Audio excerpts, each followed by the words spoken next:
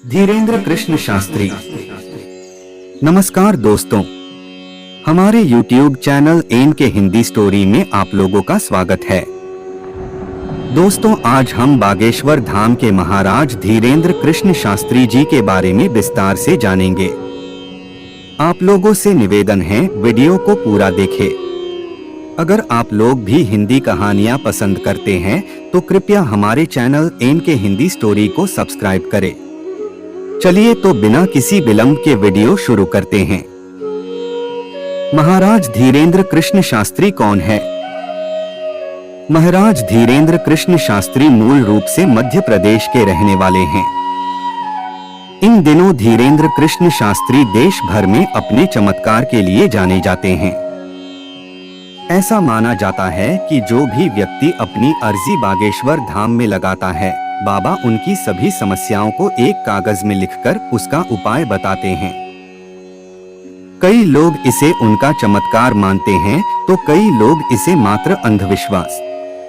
बागेश्वर धाम सरकार नाम से जाने जाने वाले धीरेन्द्र कृष्ण शास्त्री एक कथावाचक हैं।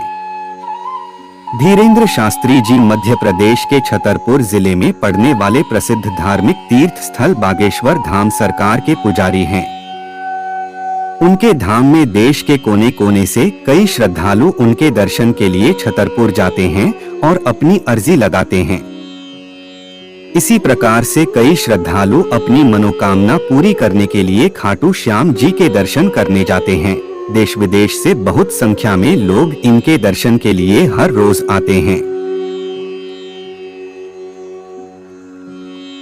महाराज धीरेन्द्र कृष्ण शास्त्री का परिचय।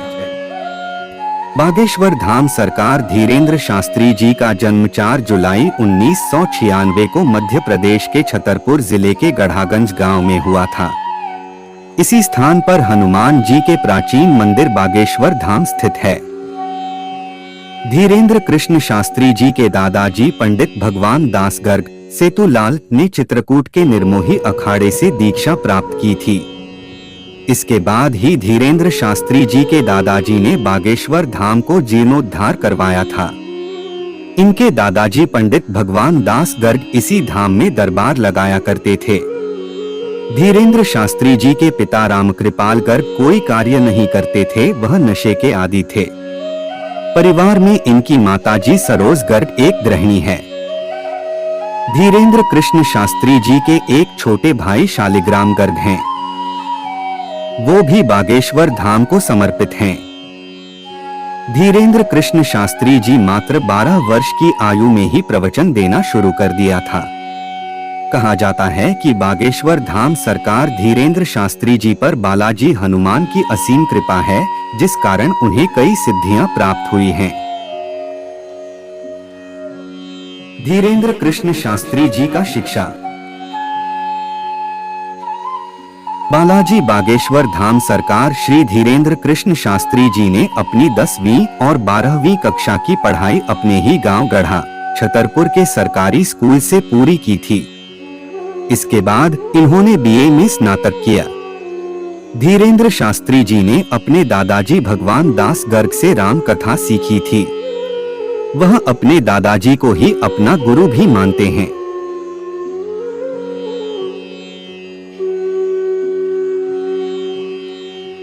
धीरेन्द्र कृष्ण शास्त्री जी का बागेश्वर धाम का सफर।